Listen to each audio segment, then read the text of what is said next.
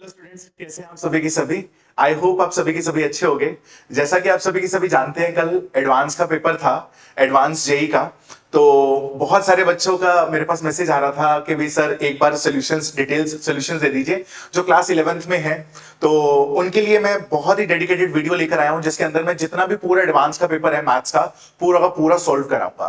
तो अभी हमारे पास जो क्वेश्चंस हैं वो मैं आपको समझा रहा हूं। और जिन बच्चों ने भी अभी कल पेपर दिया है और कल 11th के बच्चे भी मेरे से पूछ रहे थे कि सर कैसा आया पेपर, कैसा आया। देखो, पेपर का लेवल जेई एडवांस का हमेशा अच्छा ही होता है, ठीक है। बट एज कंपेयर टू अगर मैं लास्ट ईयर के कंपैरिजन में बात करूं तो मैथ्स का paper a little bit moderate था as compared to last year.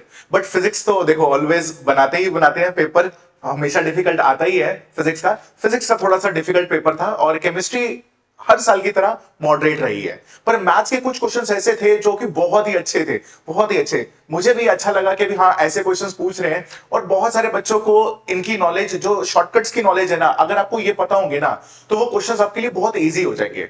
तो वो शॉर्टकट कैसे बनते हैं, कैसे याद करते हैं, वो सारी चीजें मैं आपको इस चैनल के थ्रू बताता रहूंगा। जितने भी क्लास 11th में अभी आए हैं या अभी 12th में गए हैं उनके लिए मैं पूरी की पूरी वीडियोस बना रहा हूं जिसमें मैं हर एक क्वेश्चन को डिटेल में और उनके शॉर्टकट को कैसे यूज करते हैं वो भी मैं आपको सिखा रहा हूं। अब कुछ बच्चे मेरे से पूछते हैं कि सर आप तो 11th 12th पे ही करते हो जोर के 9th 10th के लिए भी कुछ कर दो। हाँ, 9th 10th के लिए भी हम एक नया पूरा का पूरा एक बैच लेकर आ रहे हैं जिसमें मैं 9th ऑनवर्ड्स ही आपको प्रिपेयर करना स्टार्ट कर दूंगा इन फ्यूचर के लिए। यानी जब आप 11th 12th में आते हैं तो आपको मैथ्स लगता है यार थोड़ा डिफिकल्ट हो गया, बिकॉज 10th के कंपैरिजन में थोड़ा तो डिफिकल्ट है 11th का मैथ्स और बहुत चेंज भी आ जाता है, ठीक है ना। तो अगर आप पहले से ही इसको पढ़ के चलोगे, जैसे कि आप जानते हो 9th का पूरा पैटर्न चेंज कर दिया है, ठीक है, गवर्नमेंट ने। तो बहुत ही अच्छे चैप्टर्स उन्होंने डाले हैं। अगर आप 10th का एडवांस मैथमेटिक्स देखोगे तो उसमें पूरे के पूरे जितने भी चैप्टर्स है ना वो 11th के डाल दिए हैं। क्यों डाले गए हैं? इसलिए डाले गए हैं, देखो बहुत सारे 10th के स्टूडेंट्स बोलते हैं सर हम पे तो बर्डन हो गया, हमें मैथमेटिक्स जो कोर मैथमेटिक्स है वो भी पढ़ना है और एडवांस मैथमेटिक्स भी पढ़ना है। देखो, अगर आप थोड़ा सा एडवांस में पढ़ के चलोगे तो आने वाले फ्यूचर में आपको दिक्कत नहीं आएगी, ठीक है। 10th में आपको बर्डन लग सकता है, देखो थोड़ा बहुत तो बर्डन होगा। बट अगर आप जो आगे मैथमेटिक्स को कैरी करना चाहते हैं, थोड़ा सा बर्डन इस साल उठा लोगे तो आने वाले जो साल होंगे, आने वाला जो फ्यूचर होगा आपका बहुत ही ब्राइट होगा। तो उसके लिए भी मैं वीडियोस बिल्कुल बनाता जाऊंगा।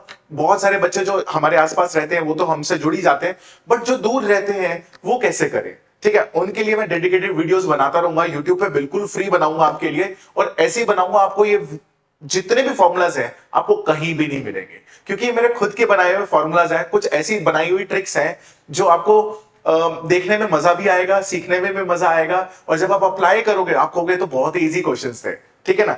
बट देखते हैं आज हम कि जो हमारा एडवांस में क्वेश्चन आया हुआ था कि अगर हम उसको ट्रिक से करते तो कैसे करते, ठीक है। तो मेरे पास क्वेश्चन है ट्रिग्नोमेट्री का, बहुत ही अच्छा क्वेश्चन उठाया। ऐसे बहुत सारे क्वेश्चंस मैं उठाता चलूंगा। तो मेरे पास जो क्वेश्चन था वो इस वाली फॉर्म में दे रखा है, ठीक है ना, पाई की फॉर्म में दे रखा है। आप सभी को पता है पाई जो हमारे पास होता है that is called a product. अब ये ट्रिग्नोमेट्री का क्वेश्चन है, देखो इसको बहुत ही लेंथी तरीके से भी किया जा सकता है, पर अगर मुझे इसका शॉर्टकट पता हो, मुझे पता हो कि इसको कैसे अप्लाई करना है, ठीक है। बहुत सारे बच्चों को इसका शॉर्टकट नहीं पता था तो उनके लिए लिटिल बिट लेंथी क्वेश्चन हो गया, ठीक है। बट अगर आपको इसका शॉर्टकट पता होगा तो आप इसको बहुत इजीली तरीके से इसको सॉल्व कर सकते हैं। तो मेरे पास क्वेश्चन क्या है, पहले मैं आपको ट्रिक बता देता हूं। आप क्वेश्चन देख भी पा रहे हैं जो कि अभी 12th स्टैंडर्ड में है। अगर वो ट्रिग्नोमेट्री कर चुके हैं अपनी क्लासेस के अंदर, ट्यूशन सेंटर्स के अंदर, जहां भी कोचिंग आप जा रहे हो, अगर आपने कर लिया तो आप एक बार खुद से अटेम्प्ट करके देख सकते हो और इसका आंसर निकाल सकते हो यहीं पे स्टॉप करके। बट अगर आपने ट्रिग्नोमेट्री नहीं किया है और कर भी लिया है तो अगर आपको ये क्वेश्चन थोड़ा सा लग रहा है लिटिल बिट कि भी डिफिकल्ट हो सकता है तो उसका डिटेल वीडियो मैं आपके लिए बना रहा हूं, ठीक है। पहले शॉर्टकट देख लेते हैं, और ये जो शॉर्टकट मैं आपके लिए लिख रहा हूं इसकी डिटेल वीडियो भी मैं बना दूंगा कि शॉर्टकट मैंने बनाया कैसे और कि कैसे बनकर आया। अगर मैं ध्यान से देखूं शॉर्टकट में तो मेरे पास आपको शॉर्टकट पता होना चाहिए 1 माइनस 2 कॉस थीटा का, और उसका फॉर्मूला है हमारे पास minus cos 3 theta by 2 whole upon में that is cos theta by 2, ठीक है। ये आपको याद होना चाहिए और ये पता होना चाहिए। ये छोटी सी ट्रिक आप कह लो या छोटा सा एक फॉर्मूला बना लो या छोटा सा एक ऐसा जनरल रिजल्ट बना लो जिसको हम आगे चल के भी यूज करेंगे बहुत सारे क्वेश्चंस में। तो मेरे पास है 1 माइनस टू कॉस थीटा है। कई बच्चे इसको ऐसे कैरी करके चलते हैं, this is sir 1 minus cos 2 theta. This is not cos 2 theta, this is 1 minus 2 cos theta है, which is the formula minus cos 3 theta by 2 cos theta by 2। ठीक है, अब यहां पर अप्लाई करते हैं। तुम कहोगे सर ये कहां पे, यहां पे अप्लाई होगा? बिल्कुल देखते हैं, ये उसी की फॉर्म लग रही है। दिस इज 1 माइनस 2 कॉस, ये पूरा मेरे पास थीटा हो जाएगा, ये मेरे पास पूरा थीटा हो जाएगा। अब इसको देखते हैं हम कैसे करते हैं। अगर आप ध्यान से देखोगे तो मुझे लिमिट लगा रखी है k is equal to 0 to 4।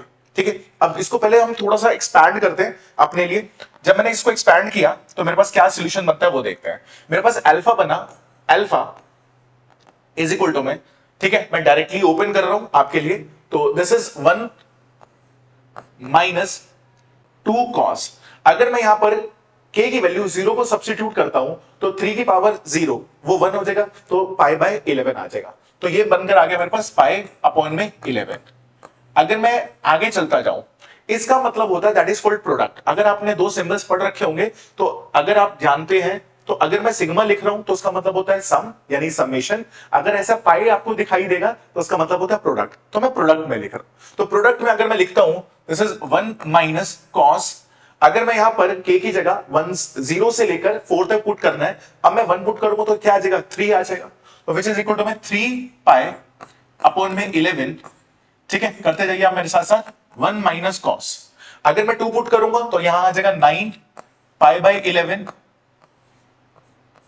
ठीक है, इनटू में दिस इज 1 माइनस कॉस। ठीक है, जब मैंने 2 पुट किया था तो 3 का स्क्वायर हो गया, जब मैं 3 पुट करूंगा तो 27 हो जाएगा। तो विच इज इक्वल टू में 27 पाई अपॉन में 11। This is 1 minus cos. अगर मैं 4 पुट करके आ जाऊंगा तो दिस इज 81 पाई अपॉन में 11। अब ये मेरे पास 5 ब्रैकेट्स का क्या बन गया? प्रोडक्ट बनकर आ गया। अब ये 5 ब्रैकेट को हमें सॉल्व करना है, बहुत ही इजीली तरीके से सॉल्व करेंगे, बस हमें ऊपर वाली ट्रिक समझ में आनी चाहिए। अब वो फटाफट हम यहां पर अप्लाई करके देखते हैं। अगर आप ध्यान से देखोगे तो this is 1 minus cos theta, यहां पर थीटा का काम कौन कर रहा है? पाई बाय 11 कर रहा है। तो मुझे क्या करना है? ऊपर उसको 3 से मल्टीप्लाई करना है और 2 से डिवाइड करना है। अगेन 3 से मल्टीप्लाई करना है, 2 से डिवाइड करना है, नीचे सिर्फ मुझे 2 से डिवाइड करके आना है। देखते हैं अब हमारे पास क्या बनेगा। अगर हम ध्यान से देखें तो जब मैं इस पे अप्लाई करूंगा, ठीक है, अप्लाई करने पे पहले वाला, तो अल्फा इज इक्वल टू में यहां पर आ जाएगा मेरे पास इस पूरे ब्रैकेट की जगह, इस पूरे ब्रैकेट की जगह दिस इज माइनस। तो मैं काम कर रहा हूं, मेरे पास अगर आप सभी को पता है कि मेरे पास यहां पर 5 टर्म्स है और सब में माइनस आएगा, तो जब मैं सबको मल्टीप्लाई करूंगा तो मेरे पास माइनस आ जाएगा बाहर। ठीक है ना, माइनस क्यों आ रहा है? क्योंकि 5 बार है, ऑड नंबर टाइम्स होगा तो माइनस, अगर इवन नंबर ऑफ टाइम्स होता तो प्लस आ जाता। तो मैं माइनस को बाहर निकाल लेता हूं, मैंने माइनस को बाहर निकाल लिया, यानी एक का नहीं सारों का निकाल लिया, सबका ही माइनस निकाल लिया। अब मैं लिखता जा रहा हूं, यहां मैं लिखूंगा दैट इज कॉस, इसको 3 से मल्टीप्लाई करूंगा तो दिस इज 3 पाई। क्लियर है, नीचे वाले को 2 से डिवाइड करूंगा तो यहां आ जाएगा दैट इज 22। ठीक है, 3 से मल्टीप्लाई करेंगे, 2 से डिवाइड करेंगे, नीचे क्या आएगा भाई? नीचे आएगा सिर्फ आपको 2 से डिवाइड करके आना है, तो यहां आ जाएगा कॉस पाई अपॉन में 22। ठीक है, फिर से रिपीट कर दूं, ये हमारे पास पूरा थीटा है। अगर ये मेरे पास थीटा है, अगर यहां पर ध्यान से देखोगे थीटा, तो वो 3 से मल्टीप्लाई हुआ, 2 से डिवाइड हुआ है। मैं ये भी बोल सकता हूं 3/2 से मल्टीप्लाई कर लो आप। 3/2 से करूंगा अगर मैं, तो 3 ऊपर मल्टीप्लाई हो जाएगा 3 पाई, और नीचे करूंगा तो 22 हो जाएगा। नीचे वाले को सिर्फ 2 से डिवाइड करना था, तो दैट इज 2 से डिवाइड करूंगा तो पाई बाय 22 हो जाएगा। अगेन सब पे अप्लाई करते हुए जाते हैं फटाफट। अगर मैं इसके साथ अप्लाई करूंगा तो यहां आ जाएगा कॉस, 3 से मल्टीप्लाई करना है 9 पाई, 2 से डिवाइड करना है 22, नीचे वाले को बस आपको क्या करना है? 2 से डिवाइड करना है, तो this is 3 pi by 22।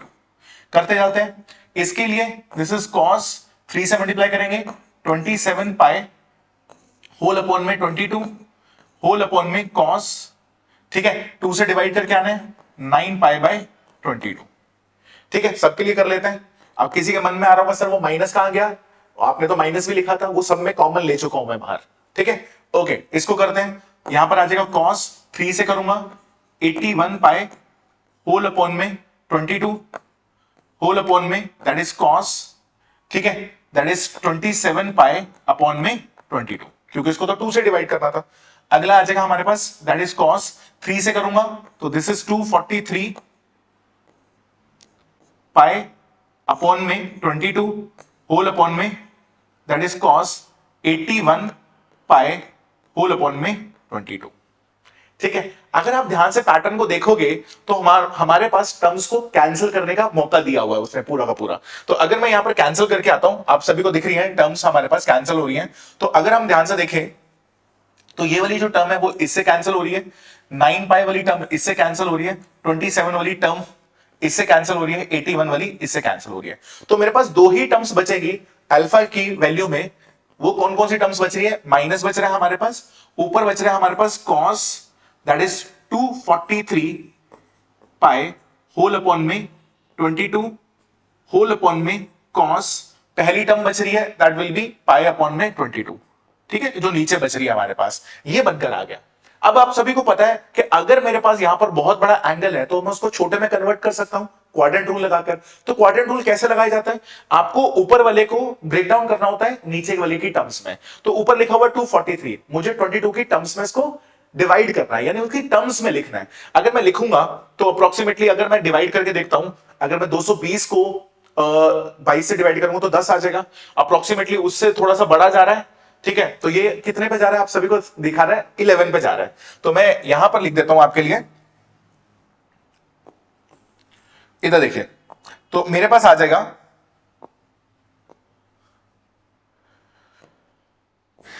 Alpha is equal to में माइनस कॉस, यहां पर मैं लिख सकता हूं 11 प्लस, ठीक है 11 पाई प्लस, अब यहां पर है 243 अगर मैं 22 पे कर रहा हूं तो 242 आ रहा है हमारे पास, तो मैं इसको लिख सकता हूं पाई बाई 22। क्लियर है? नीचे देख लेते हैं, नीचे वो ही बनकर आ गया दैट इज कॉस पाई 22। ठीक है, अब सभी को that will B quadrant rule पता ही है, आप सभी को पता है, इसको बोलते हैं हम इवन पाई, इसको बोलते हैं हम ऑड पाई।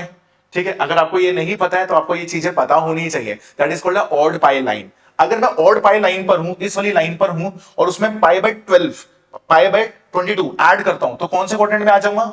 मैं गिरूंगा जाकर थर्ड क्वाड्रेंट में।